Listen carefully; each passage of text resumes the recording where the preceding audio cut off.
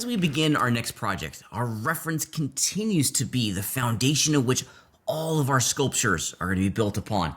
I brought in some reference images into Blender here, and I want to show you kind of how I walk through these early stages as I start to find some key landmarks that I need to make sure I'm reproducing in the sculpture that begin in actual anatomy, in the reference images that we pull just from Google. And I just did a Google search for a brown bear, a grizzly bear, and this is what I came up with.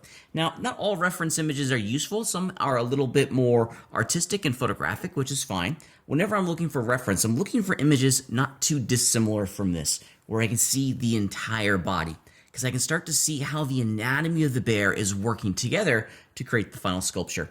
I just load them in as reference images here into my scene, and I'm going to be using the simple annotation tools to draw on top of them, which is an excellent way to start exploring some simple shapes. So one of the things that I'm looking for when it comes to the initial landmarks is how all of the structure of the bones work together to create the final shape.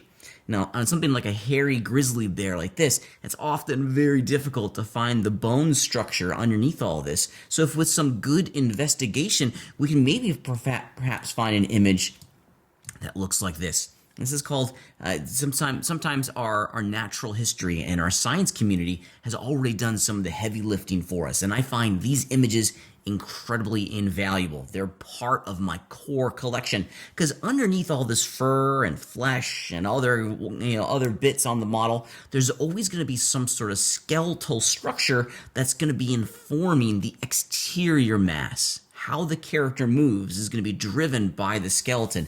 How the character holds its weight in part is going to be driven by the skeleton. So a good understanding of how all of these skeleton bones work together is usually a house built on stone.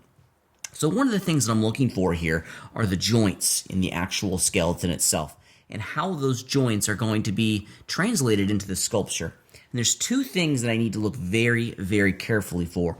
I need to look at the elbows and the knees.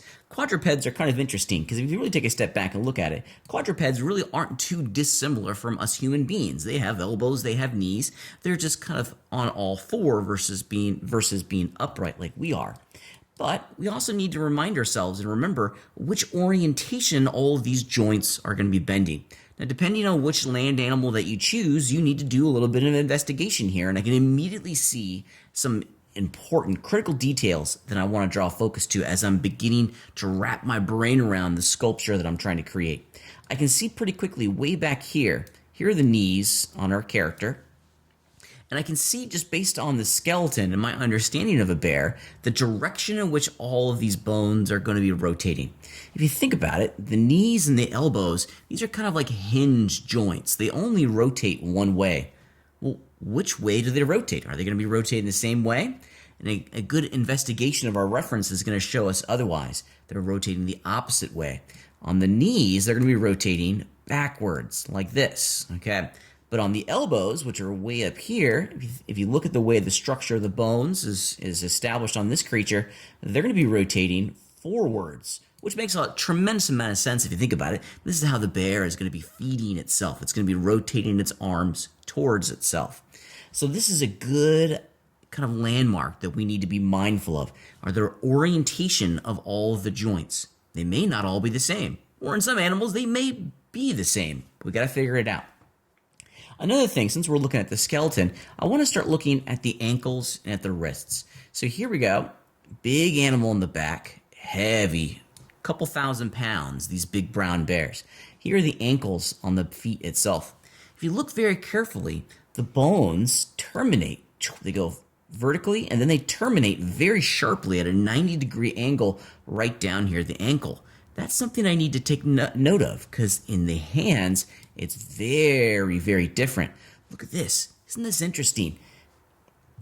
The hands are radically different than that of the feet.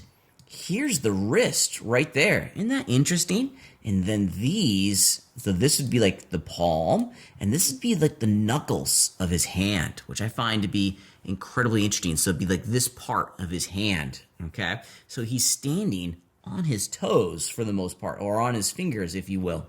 That's something that I also need to take note of. Because if you look at the reference images and the photographs, you can very easily see this bone structure at play. Let's take a look at it real fast. Let's look at an actual photograph and see how this begins to be translated. You can see it very clearly here. There's the wrist. You can see that first row of knuckles and then the claws.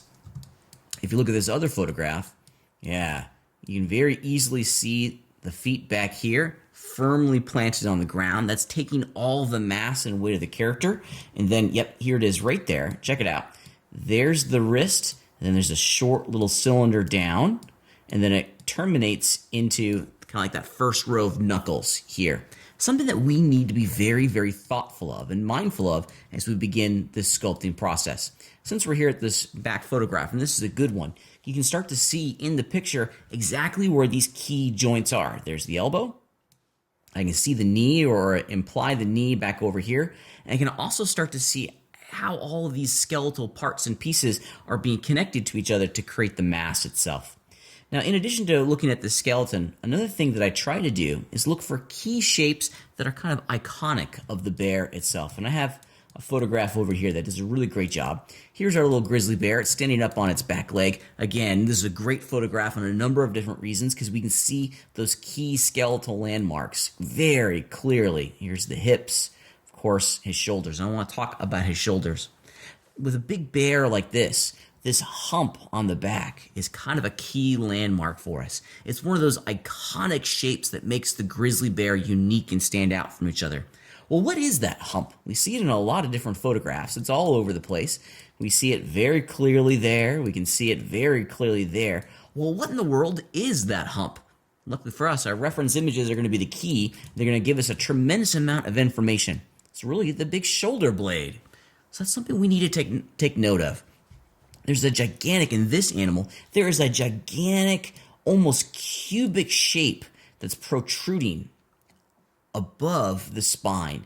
We can very easily see it in all the reference. So I want to make sure I take note of that and put it in my blockout shape so I'm appropriately laying that foundation and profile shape pretty fast in that blockout stage. I can see it again over here, which is pretty cool. So we got to look for some landmarks. That shoulder blade, big landmark, something that you see in a lot of animals. If you're doing a big cat, like a lion or a tiger, a panther, you definitely see those shoulder blades. They're humongous, and you can see them rotate as they walk across the jungle. We want to make sure that we're capturing that in the sculpture first so that we have the ability to animate that and pose it as we go forward. So that's a key landmark. Another key landmark is, of course, the head itself. And let's see, yeah, here we go. This one's a little bit better when it comes to the head. And let me just get my annotation stuff out of the way. There we go. All right. So the head has some other key landmarks in here that we want to make sure that we're capturing sculpturally.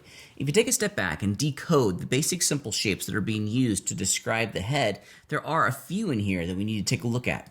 Specifically, the ears, the snout, the nose, if you will, and then the head itself. The head itself is going to be more spherical. If you look at it, they have a big skull that kind of goes like that, almost, inside of it.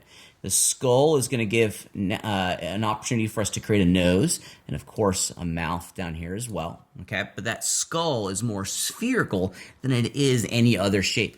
On top of those, we have two big paddles for ears. Those ears are big, they're noticeable, they're part of the kind of the DNA of this animal. So I'm kind of drawing focus to that as I look at the reference image. And of course, the snout, the nose, it's more cubic in shape. Nose, I can see some pretty big planes coming down off the nose. If you think about it, here's the nose. As I begin just to use my annotation tools, that's a pretty cubic shape, something right about in there. Of course, it's going to jut back and do the exact same thing on the other side. We can start to see pretty fast how this model could be made. I really encourage you to use the annotation tools inside of Blender to draw on top of your models and start to get a good understanding of what simple shapes are needed to describe this overall shape.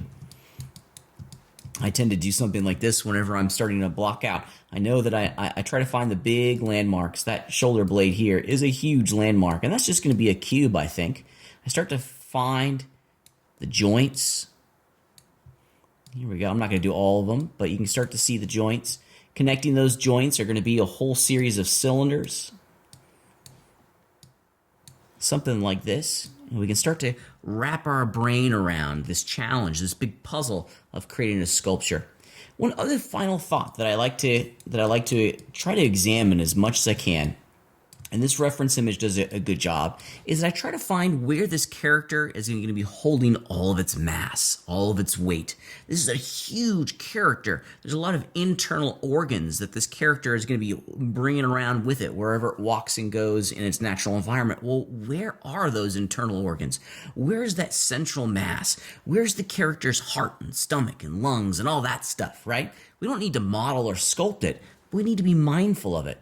When it comes to this character, you can see the tremendous amount of mass is being held right here. Its neck is generally kind of thin for the most part. The spine is going right along here, terminates at the tailbone, so its neck isn't all that big. There's a lot of loose skin and fur under there, but its primary mass, the thousands of pounds of a big grizzly bear, is in its central core. That's something I want to be mindful of as I go into that sculpting stage, and I can very easily see it in the scientific diagram of the skeletal structure of this grizzly bear. Here's that central mass, and I'm looking to describe it with maybe a cylinder or maybe a big sphere, something to be mindful of as well. Finding these big central shapes is going to help inform and help us choose which primitive forms that we're going to use in this blockout stage to describe the totality of this model. An analysis of the reference image and really kind of breaking down the images, looking for skeletal structures, mass, key landmarks, is really going to serve the blockout stage of your character. It's going to help you very quickly find the essence and the DNA of your sculpture so that we can produce it here in 3D.